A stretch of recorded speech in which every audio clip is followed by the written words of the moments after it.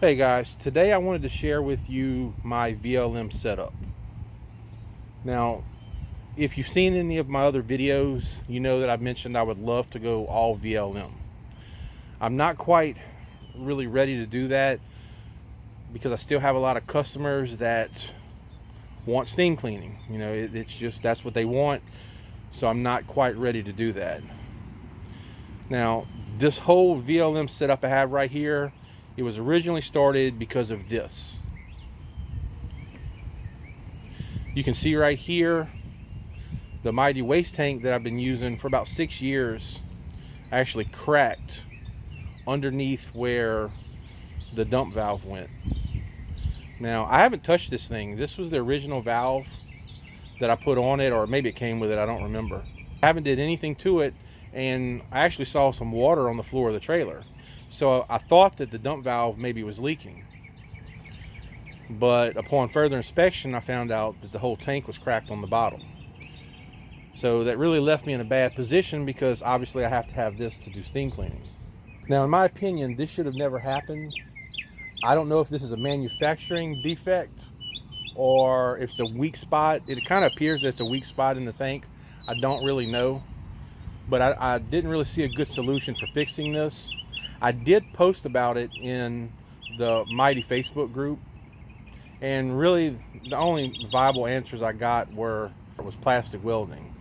But due to the nature of the crack and its potential to spread, I didn't feel that plastic welding was going to be a good option for it, simply because of where the crack was located and the potential for it to keep spreading. Now, one thing I did find very interesting was that it seems that when people have problems and they post them in the Mighty group, John LaBarbera tends to chime in and try to help them out. So I found it very interesting that Mighty or him was nowhere to be found on the post that I made. And I even posted an update about 3 weeks later to my original post, and still nothing from Mighty. So I can only take away from that, if you have a small problem, like you need some screws or a cover for your upholstery tool or something, Mighty's more than willing to help. But when there's a problem, maybe even a defect in design, that Mighty's nowhere to be found. People like to rave about Mighty's customer service. Well, I didn't get any customer service.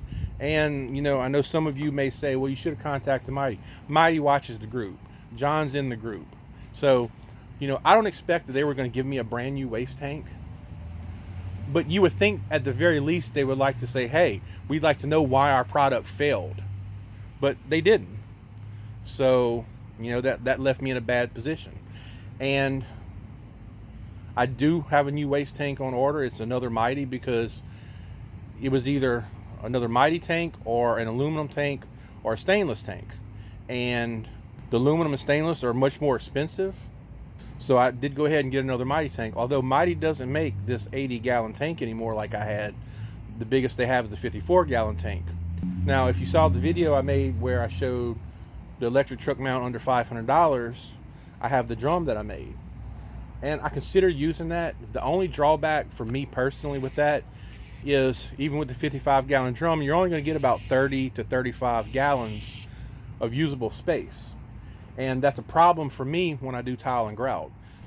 So this whole setup is temporary until I get my new tank in. And I'm going to reconfigure everything and set it up a little bit differently so I have more room for my VLM equipment. So this was a good time for me to pull everything out, go ahead, and I wanted to reseal the floor because it's been years since I've sealed it. I pulled out my hose reel so I could paint it. I needed to clean the burner ring on my little giant heater and just generally get everything cleaned up.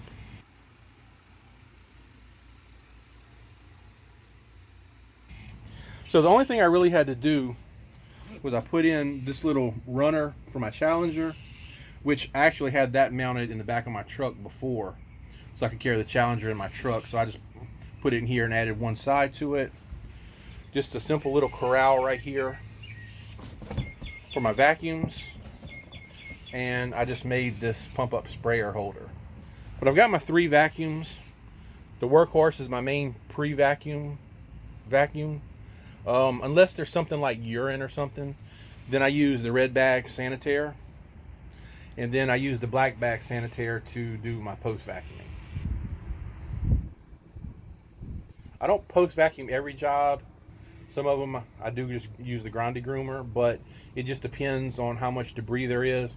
I've got a couple of videos I'm going to post where you can see even after pre-vacuuming, the Challenger does a great job of knocking loose dust and things along the baseboard, so it needs to be post vacuumed. I've got my two tubs right here with my pads. This one has my microfiber and this one has my cotton pads. And you also note I've made liberal use of these moving blankets just because the trailer bounces around so bad, to kind of help cushion some of the bouncing on the vacuums, the Orbiter, and the Challenger. And here in the side door, you'll notice I didn't bother cleaning it up or anything for the video. First, I have my bucket that I bring inside. It has some spotters in it. Usually these are right back here on that trigger sprayer rack, but the main spotter I use is ammonia, a little bit of peroxide.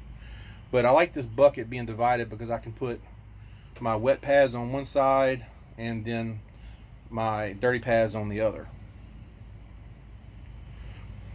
Now, I've had this tool bag for years. I never really end up using it. Right now it's just for storage.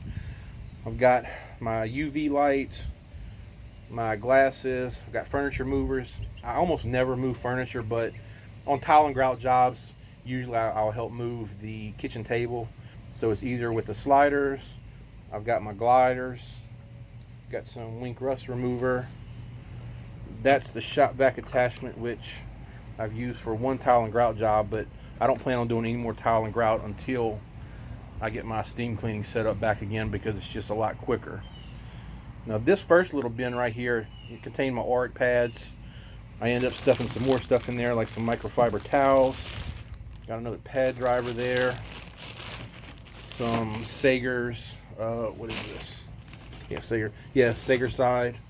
This other little bin has my moving blanket, which I use to put over hard floors like wood floors, so I don't step onto them with pre-spray on my shoes.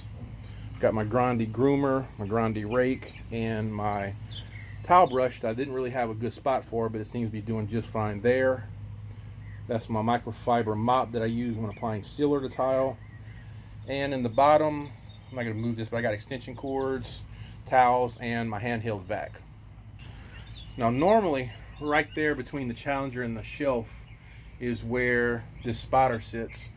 But I've actually used the spotter more times than I thought for things I needed to extract, like some urine spots. So I ended up just putting it here by the chemical shelf, which I didn't bother to take out. It mostly just has the pre-spray that I've been using right there. There's a deodorizer, some 20 volume, some 40 volume, and some ammonia. Because really, like I said, that's the only thing I've been using. Got some auric brushes there for the Orbiter, which is, again, you can see on a moving blanket. On this shelf, which I actually had this shelf installed, I don't know, maybe a year or two ago. I ended up taking it out. But I've got a lot of little things in here. Like up here I have my handheld orbital and their pads. Got some sprayers in there, vacuum bags, SDS sheets, and some microfiber mop heads there. And of course, there are my blowers. Usually I have 3. One of them is out right now on a job that I did the other day, and I haven't been able to go pick it up yet. And that bucket there just contains the hoses for the spotter. Now this bucket right here, I usually keep some water in for my pads just in case that the job I'm doing does not have any water, because I do run into that every so often.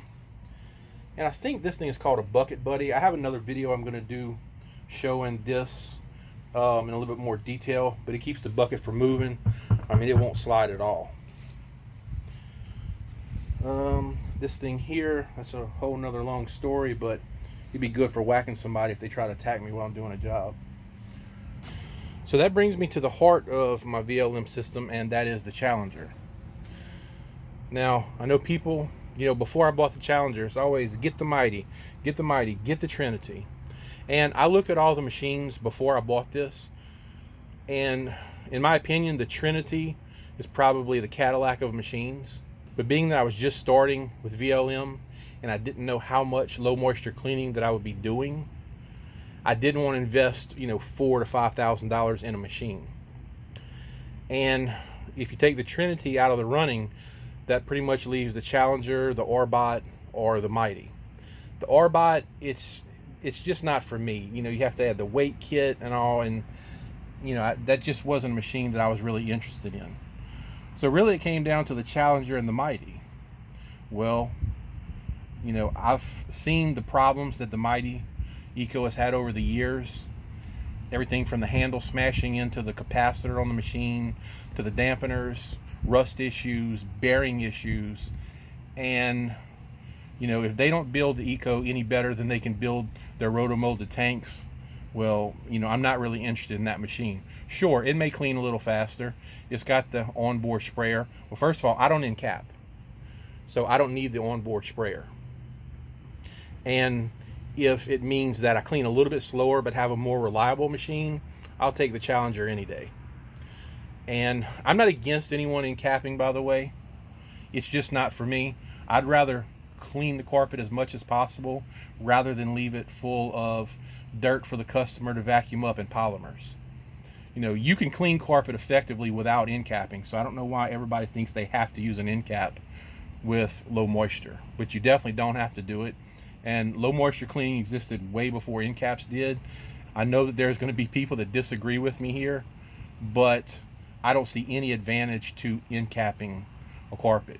And if the only argument you have is that it coats the fiber to help resist resoiling, that doesn't seem to me enough of a benefit when I can just Scotch guard the carpet, because that'll really help against resoiling. So I don't see any benefit to encapping. Again, if that's what you want to use, fine. It's simply not something that I find necessary. When I go in to clean the carpet, I want to clean the carpet.